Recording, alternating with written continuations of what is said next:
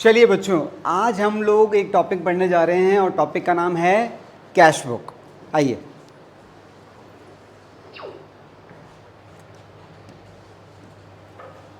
हाँ जी, यहाँ ध्यान से मेरी बात को सुनिएगा। ये हमने एक जर्नल एंट्री डाली। छोटा बिजनेस जर्नल बनाता है और लेजर बनाता है, पर जो बड़ा बिजनेस होता है वो सब्सिडरी बुक्स बनाता है और साथ में लेजर तो बनाता ही है। यानी कि जर्नल की जगह कौन ले लेता है? Subsidiary books. सब्सिडरी बुक्स में हम कौन सी बुक पढ़ रहे हैं? और कैश बुक, देखो ज़रा इसका परफॉर्मा क्या है। इसमें डेट, पर्टिकुलर, एलएफ, कैश और एक कॉलम और इसके साथ जुड़ जाता है, उसे कहते हैं बैंक कॉलम। तो ये कहलाती है डबल कॉलम कैश बुक।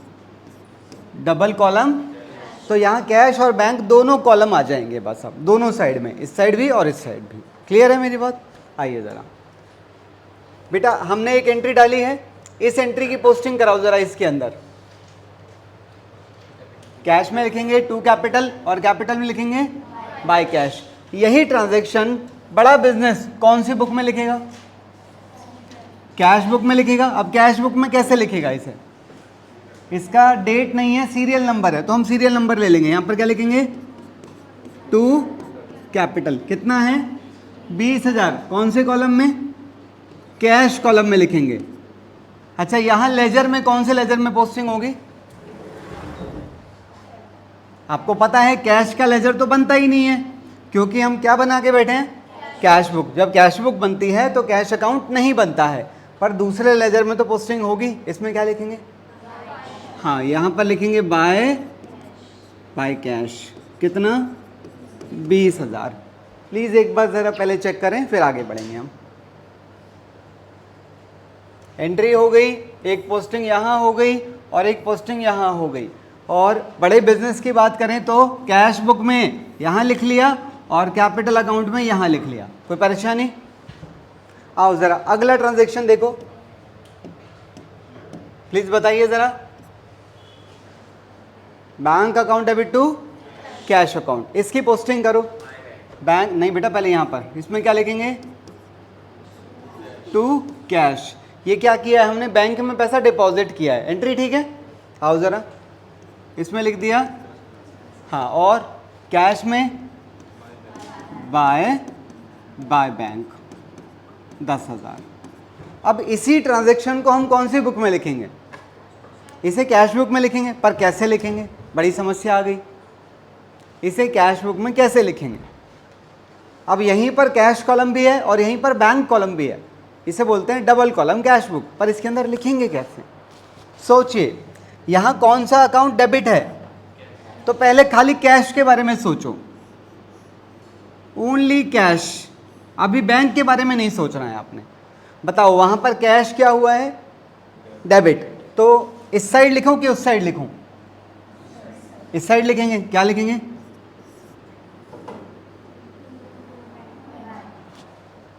अरे सॉरी, एंट्री तो ये वाली थी ना हमारी, हम नीचे चले गए। हाँ जी बताइए, यहाँ पर बैंक अकाउंट क्या हुआ है? डेबिट। तो हमें पहले खाली बैंक के बारे में सोचना है, और ये है बैंक का कॉलम।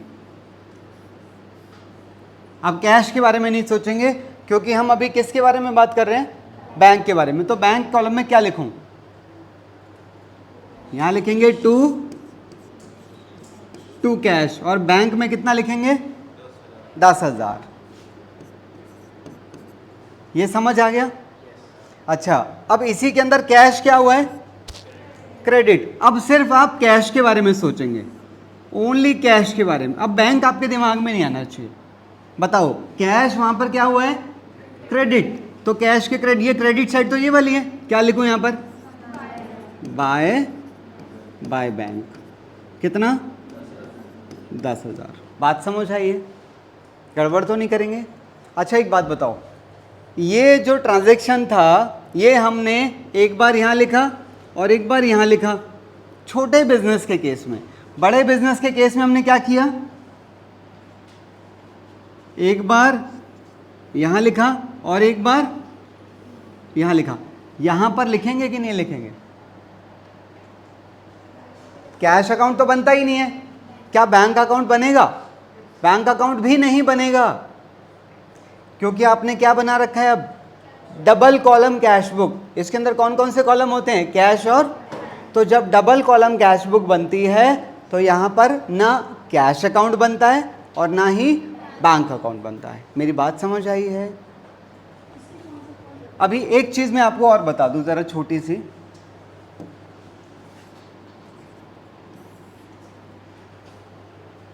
आपने यहां पर एक चीज और लिखनी है, सी। अब ये सी का क्या मतलब है? सी का मतलब है यहां पर कॉन्ट्रा। सी का मतलब है कॉन्ट्रा। कॉन्ट्रा का क्या सिस्टम है मैं आपको समझाता हूं। देखो, इस एंट्री के अंदर कैश और बैंक दोनों का नाम आ रखा है, हाँ या ना? और इस एंट्री की पोस्टिंग एक यहां हुई और एक यहां हुई। और अगर मैं कैश बुक में बात करूं तो एक पोस्टिंग यहां हो गई और दूसरी पोस्टिंग भी, तो दोनों पोस्टिंग यहीं कंप्लीट हो गई। आपको वहां जाकर कोई भी पोस्टिंग करने की जरूरत, तो दोनों पोस्टिंग इसी के अंदर कंप्लीट हो गई। इस तरह की एंट्रीज क्या कहलाती हैं? कॉन्ट्रा एंट्रीज कहलाती हैं। कौन सी एंट्रीज? तो आप लोग क्या लिखेंगे? कॉन्ट्रा एंट्री किसे कहते हैं? ऐसी एंट्री जिसके अंदर कैश और बैंक दोनों इन्वॉल्व होते हैं। कैश और बैंक दोनों इन्वॉल्व होते हैं, तो उनकी पोस्टिंग कैश बुक के अंदर ही कंप्लीट हो जाती है। यहाँ हमें कोई भी पोस्टिंग करने की ज़रूरत नहीं पड़ती है। इसी को रिप्रेजेंट करने के लिए एलएफ के कॉलम में हम लोग क्या लिख देते हैं? सी। प्लीज़ एक बार यहाँ चेक करो। और यहाँ पर हमने क्या लिख दिया है? अभी ये सिर्फ एक साइड की कंप्लीट हुई है। देखो पहले,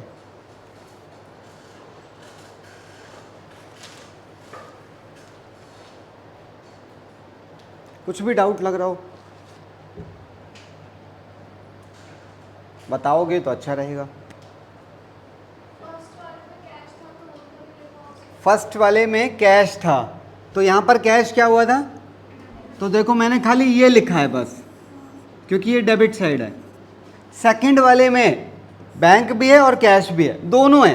तो मुझे एक यहाँ पर लिखा मैंने और एक मैंने यहाँ पर लिखा, क्योंकि इसी के अंदर कैश कॉलम भी है और इसी के अंदर बैंक कॉलम भी है, दोनों कॉलम है, तो दोनों साइड लिखना पड़ेगा। समझ आ रहा है? कहो तो आगे चलें।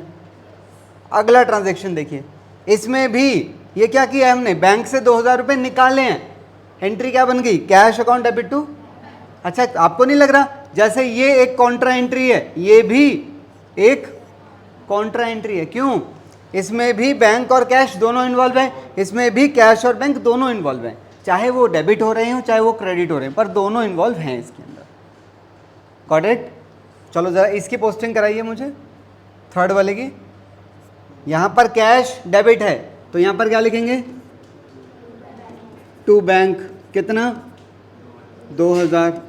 और बैंक में बाय कैश। ट्रांजैक्शन नंबर कितना है? 3। अच्छा, इसी ट्रांजैक्शन को हम कौन सी बुक में लिखेंगे?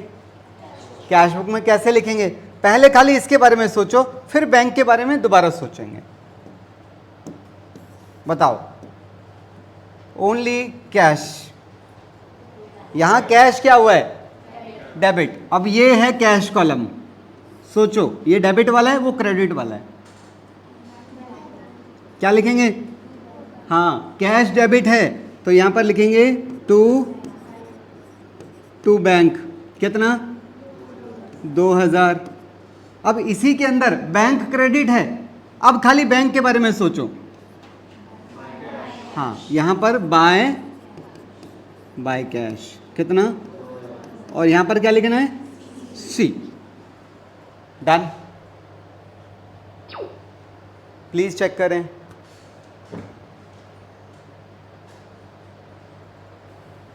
आगे बढ़ें। आइए जरा अगला ट्रांजैक्शन देखिए। हमने माल खरीदा है 4000 रुपये का बाय चेक। एंट्री ठीक है, पोस्टिंग कराइए इसकी। परचेज में टू बैंक और बैंक में बाय परचेज। इसी ट्रांजैक्शन को कौन सी बुक में लिखेंगे? क्योंकि इसके अंदर क्या आ गया है? बैंक आ गया है, तो कौन सी बुक में लिखेंगे? आओ जरा कैश बुक में कैसे लिखेंगे। अब इसके अंदर बैंक क्या है, क्रेडिट, तो हमें इस साइड लिखना पड़ेगा ना। कैसे लिखेंगे, बाय परचेजेस। बैंक कॉलम में लिखना, कैश में मत लिख देना। कितना, कौन से लेजर में पोस्टिंग होगी, ये तो बनते ही नहीं है, ये तो बनते ही नहीं है। हाँ, तो परचेजेस में क्या लिखेंगे, टू बैंक 4000। समझ आया है, चेक करो।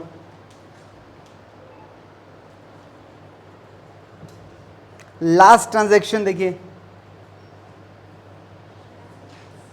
माल बेचा है, सिर्फ ये लिखा है माल बेचा है, एंट्री डल गई कैश टू, हाँ तो यहां पर लिखेंगे टू सेल्स 4000, और सेल्स में क्या लिखेंगे, बाय कैश 4000। और इसी ट्रांजैक्शन को कौन सी बुक में लिखेंगे, आओ ज़रा लिखवाओ, टू सेल्स 4000 कैश कॉलम में लिखना, बैंक में मत लिख देना। यही गड़बड़ करता है बच्चा, इधर का उधर कर देता। अच्छा, यहाँ कौन से लेजर में पोस्टिंग होगी, क्या लिखेंगे, बाय कैश 4000। प्लीज़ चेक करें। डन। अब मैंने जो आपको सिखाना था, मेरा आज का काम वो हो गया। कुछ ऊपर की बातें अब मुझे बतानी है, सुनना ज़रा। इसके आगे हम लोग करते थे बैलेंसिंग की बात। अब सुनो, इसमें जितने हमारे लेजर हैं, ये कौन से नेचर का है, रियल, तो इसे हम बैलेंस करेंगे। ये कौन से नेचर का है, ये पर्सनल नेचर का है, इसे भी बैलेंस करेंगे। ये पर्सनल नेचर का है, ये भी बैलेंस होता है। ये नॉमिनल है, ये क्लोज होगा। ये भी नॉमिनल है, ये भी क्लोज होगा। अच्छा, इसे जब आप बैलेंस कराओगे, मैंने आपको अकाउंटिंग ट्रेल में ये सिखाया था कि जो पर्सनल अकाउंट होते हैं हम उनकी बैलेंसिंग करते हैं, पर उनके अंदर बैलेंस हमारा डेबिट भी आ सकता है और क्रेडिट भी आ सकता है।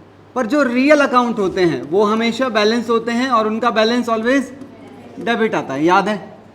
तो इसका मतलब इसका जो बैलेंस होगा वो हमेशा इस तरफ आएगा, हाँ या ना। पर जो बैंक अकाउंट होता है वो उसका नेचर क्या है, पर्सनल, तो इसका बैलेंस इधर भी आ सकता है और इसका बैलेंस इधर भी आ सकता है। मतलब दोनों में से कोई सी साइड बड़ी हो सकती है, पर कैश के केस में हमेशा ये वाली साइड बड़ी होगी। Got it. अब मुद्दा ये है कि जैसे मैंने बोला ये बैलेंस होगा और ये भी बैलेंस होगा। अब बेटा आप ज़रा कैश बुक पे आ जाओ। कैश बुक इन दोनों का ही तो मिलन है, तो आपको नहीं लग रहा कैश कॉलम को भी बैलेंस करेंगे और बैंक कॉलम को भी बैलेंस करेंगे, just like cash account and bank account prepared in ledger. Got it. तो अब हम इसे बैलेंस कैसे करेंगे, मैंने तरीका बता रखा था, याद करो। बैलेंसिंग कैसे करेंगे, जो लास्ट लाइन है इसमें मैंने बताया था टोटल रिसिट, टोटल पेमेंट। कराओ जरा टोटल, 26,000, 10,000 उस तरफ, 10,000 और अब बेटा बैलेंस करना है तो आपने एक लाइन छोड़नी पड़ेगी बैलेंस लिखने के लिए। तो ये इसके अंदर क्या लिखेंगे, ग्रैंड टोटल। चलिए ज़रा, ये 26,000 बड़ा है तो 26,000 को यहाँ लेके आओ और इसी 26,000 को यहाँ लेके आओ। यहाँ कितना आ गया, 16,000। यहाँ पर क्या लिखना है, by balance CD. Similarly bank 10,000, 10,000 और आपको क्या लग रहा है फिलहाल दोनों का बैलेंस कौन सा आया है, कैश कॉलम का बैलेंस क्या आया है, डेबिट, और बैंक कॉलम का बैलेंस भी क्या आया है, डेबिट ही आया है। फिलहाल दोनों का बैलेंस डेबिट ही आया है, पर मैं आपको बता दूं बैंक का बैलेंस क्रेडिट भी हो सकता है। अभी मैं आपको समझाऊंगा, ये कुछ लिखा है, एक सवाल है ये आपके लिए, हाँ या ना। Is it correct to say cash book always shows debit balance, no, मैंने बोला कैश बुक। अगर मैं इसी क्वेश्चन को चेंज कर दूं, मैं यहां बीच में एक शब्द जोड़ रहा हूं, cash book cash column, cash book cash column, ये हमेशा डेबिट बैलेंस ही दिखाता है। पर ये जो भाई है ना, ये नालायक कोई सा भी बैलेंस दिखा सकता है, पर यहां लिखा क्या है, यहां लिखा है सिर्फ कैश बुक। बता ही नहीं रहा कौन सा कॉलम, या तो बता हमें कौन सा कॉलम, तो हम जवाब देंगे बिल्कुल एक्यूरेट। फिलहाल वो क्या कह रहा है, सिर्फ कैश बुक, और कैश बुक यानी कि कैश और बैंक दोनों कॉलम के बारे में पूछ रहा है। क्या दोनों कॉलम हमेशा डेबिट बैलेंस शो करते हैं? कैश कॉलम डेबिट बैलेंस हमेशा शो करेगा, पर बैंक कॉलम कोई सा भी बैलेंस शो कर सकता है, डेबिट भी और क्रेडिट भी। Got it? आइए बेटा, यहां तक कोई डाउट तो नहीं? अब मैं आपको ये समझाने जा रहा हूं एक बार फिर से कि ये जो आपका बैंक बैलेंस, जो कि यहां पर कौन सा बैलेंस आया है, डेबिट, ये बैलेंस यहां भी आ सकता था। मैं ये समझाने जा रहा हूं एक बार। If you remember accounting trail के अंदर, मैं एक बार पूरी अकाउंटिंग ट्रेल यहां पर रिपीट करने जा रहा हूं विद इन अ मिनट। हमने ट्रांजैक्शन किए थे, हमने ट्रांजैक्शन जर्नल में लिखे थे और जर्नल से उन्हें लेजर में पोस्ट किया था। लेजर के अंदर क्या बना होता है, टी शेप अकाउंट। इसमें से कुछ पर्सनल होते हैं, कुछ रियल होते हैं, कुछ नॉमिनल डायरेक्ट होते हैं, कुछ नॉमिनल डायरेक्ट ट्रेडिंग में चले जाते हैं, ट्रेडिंग से मिल जाता है gross profit. Nominal indirect P&L में चले जाते हैं, P&L से मिल जाता है, याद है। और जो पर्सनल रियल थे, हम इन्हें क्या करते हैं, इन्हें बैलेंस करते हैं। इन्हें जब आप बैलेंस करते हैं तो इसके अंदर आपका बैलेंस डेबिट भी आ सकता है, और अब खाली बैंक को याद करो, क्योंकि बैंक अकाउंट कौन सा अकाउंट है, तो इसका बैलेंस इस तरफ भी आ सकता है और इसका बैलेंस इस तरफ भी आ सकता है। ये वाला बैलेंस क्या कहलाता है, डेबिट बैलेंस, और ये बैलेंस क्या कहलाता है। अच्छा, इस बैलेंस का मतलब क्या है कि हमारा इतना पैसा बैंक में पड़ा है, और इसका क्या मतलब है, इसका क्या मतलब है, आवाज़ तो आई पर समझ में नहीं आया क्या कहा है। इतना पैसा हमने बैंक को देना है, पर ये कैसे पॉसिबल है, अब आपको मैं ये समझाने जा रहा हूँ, सुनना। लो जी, नॉर्मल ट्रांजैक्शन है, आपने बिजनेस शुरू किया, पोस्टिंग करो, कैश में, कैपिटल में। आपने बैंक में कितना पैसा डाला, ढंग से देखना, आपने बैंक में 10,000 रुपये डिपॉजिट कर दिए, तो आप बैंक से 10,000 ही निकाल सकते हैं? नहीं। बिजनेसमैन कौन सा अकाउंट खुलवाता है बैंक में, करंट अकाउंट। करंट अकाउंट में एक सुविधा मिलती है कि आपने जितना पैसा डिपॉजिट किया है आप उससे ज़्यादा निकाल सकते हैं। सबको नहीं मिलती है, हर बिजनेसमैन को नहीं मिलती है, उसके लायक होने चाहिए आप। नहीं समझो मेरी बात को। जैसे अगर मैं मार्केट चला जाऊं तो मुझे कोई उधार पे माल देगा, सबको मिल जाता है उधार पे माल, सबको नहीं मिलता ना, उसी को मिलता है ना जो कुछ उस लायक होना चाहिए। तो सिमिलरली बैंक भी अपने कुछ कस्टमर्स को उनके करंट अकाउंट में एक्स्ट्रा पैसा निकालने की सुविधा देता है। इस सुविधा को क्या कहते हैं, बैंक ओवरड्राफ्ट। बैंक फ्री में दे देता होगा ये सर्विस, है बुआ का लड़का बेटा दे देगा फ्री में? नहीं, वो इसके ऊपर हमसे क्या लेता है, इंटरेस्ट लेते हैं, ठीक है, कुछ फीस भी लेता है इसके लिए वो। एनीवेज, मुद्दा ये था, आपने बैंक में कितना पैसा डिपॉजिट कर दिया है, तो वो 10,000 पहुंच गया बैंक में। अब जरा यहाँ देखना, आपने बैंक से कितने पैसे निकाल लिए, तो 2,000 रुपये, बताओ बैंक में कितने बचे, 8,000 रुपये। अब हमने यहाँ माल खरीदा है, तो आपने चेक देना था, आपने चेक कितने का दे दिया, 14,000 रुपये का, जबकि आपके बैंक में पैसे कितने हैं। तो अब आपका बैंक में बैलेंस देखो क्या हो गया। आप बैंक से मैक्सिमम कितने निकाल सकते थे, 10 में से 2 तो पहले निकाल लिए, 8 ही तो निकाल सकते थे, पर आपने किसी को चेक दे दिया, कितने का चेक दे दिया, तो अब आपका बैंक में बैलेंस नेगेटिव हो गया होगा। कितने का, 6,000 का नेगेटिव बैलेंस। तो इसे कहते हैं बैंक ओवरड्राफ्ट। समझ आ रही है मेरी बात। और ये बैलेंस शीट में जाके लायबिलिटीज़ में बैठ जाता है जब तक आप ये पैसा बैंक को लौटा नहीं देते। मेरी बात समझ आ रही है बेटा। अब ज़रा इसी को यहाँ पर देखो आप, कैश का बैलेंस कहाँ नज़र आ रहा है, कैश कॉलम का बैलेंस कहाँ नज़र आ रहा है, उस तरफ, और बैंक कॉलम का बैलेंस देखो कहाँ नज़र आ रहा है।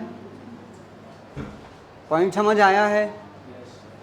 तो कैश बुक का बैंक कॉलम हमेशा डेबिट बैलेंस शो करेगा, पर उसी का बैंक कॉलम कोई सा भी बैलेंस शो कर सकता है। लाइन समझ आई है? मुझे कोई जल्दबाजी नहीं है, डाउट है तो बताएं। बताओ यार, चलें आगे, आइए प्लीज चेक करें क्वेश्चन। पहले जरा इसे लिखवा दो मुझे, कैसे लिखेंगे?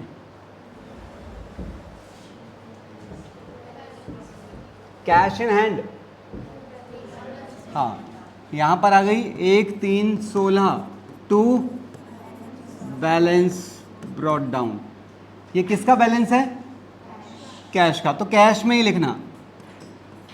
और यहां क्या लिखा है? कैश एट, बताओ यहां लिखूं कि यहां लिखूं? सोचो, कैश एट बैंक लिखा है, मतलब हमारा इतना पैसा बैंक में है, बचा हुआ है। इस तरफ लिखूं कि उस तरफ लिखूं? नहीं, तुक्का मार रहा है। कितना? 27,500। अच्छा, अगर यहीं पर लिखा होता बैंक ओवरड्राफ्ट, तो फिर हम इसे यहां पर लिख देते बाय बैलेंस 27,500, फिर यहां चला जाता 1/3/16। ये तब का केस था। या तो क्या लिखा होता यहां पर लिखा होता बैंक, या फिर लिखा होता बैंक क्रेडिट। बात तो एक ही है, क्रेडिट बैलेंस की तरफ इशारा कर रहा है वो। समझ आई है मेरी बात?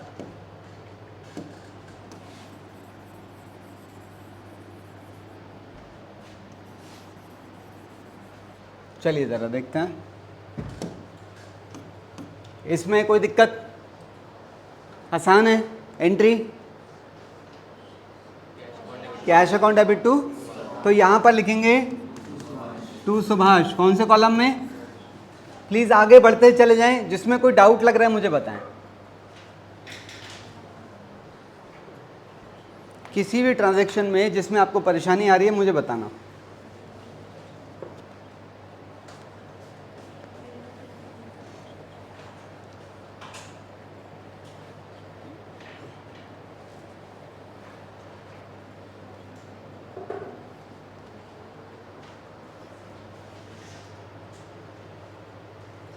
बेटा एक बार ये वाला चेक कर लें ज़रा।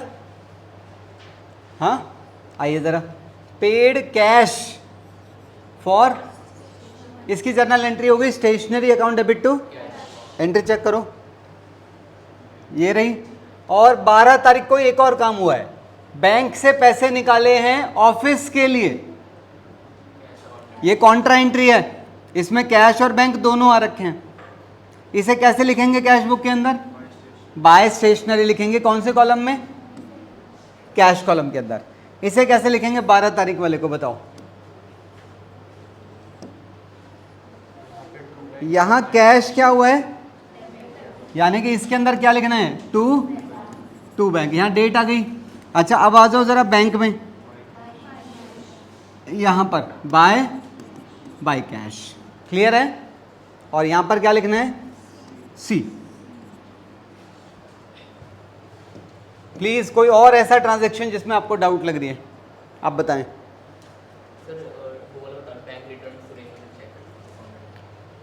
इस पे अभी इसके लिए हमें पहले ऊपर चलना पड़ेगा। देखो इसके लिए ये रहा कनेक्शन, और कोई ऊपर तो कोई लिंक नहीं है सुरेंद्र का? नहीं। जरा इसकी एंट्री चेक करो पहले, 15 तारीख की एंट्री देखो जरा क्या डाली है। Received cheque from Surendra and send to bank, entry ये डाली है। अब क्या कह रहा है उसके लिए? आज यहां पर हमें यहां सुरेंद्र से चेक मिला, हमने वो चेक बैंक में भेजा, वहां जाके वो चेक बाउंस हो गया, तो फिर वो चेक का क्या करेगा बैंक वो हमें वापस देगा, और हम किसको वापस दे देंगे? सुरेंद्र को। वही लिखा है bank returned Surendra cheque dishonoured, तो जो आपने एंट्री डाली थी वही एंट्री वहां पर जाकर रिवर्स हो जाएगी, उल्टा हो जाएगी। क्या डेट है? 25 तारीख। तो 25 तारीख की एंट्री देखो जरा, बिल्कुल अपोजिट एंट्री है। यहां चेक मिला है और यहाँ हमने चेक उसे वापस लौटा दिया। डिस्काउंट वाला केस आएगा, हम वहीं बात करेंगे, अभी कॉम्प्लिकेट नहीं करना। आप बिल्कुल ठीक कह रहे हैं। अगर यहाँ डिस्काउंट दिया होता, चलो ये लो, तुम कह ही रहे हो ना, अगर डिस्काउंट दिया होता तो फिर पहली बात तो इसकी वैल्यू कम होती, तो यहाँ 200 रुपये का क्या ले लो, डिस्काउंट अलाउड ले लो। तो फिर आपने यहाँ लिखा होता टू सुरेंद्र 6400 इसके अंदर, हाँ या ना। फिर इस एंट्री के अंदर उसी डिस्काउंट को क्रेडिट करके मैं कैंसिल कर देता। जो डिस्काउंट आपने दिया था वही डिस्काउंट यहाँ कैंसिल हो जाएगा। समझ आया?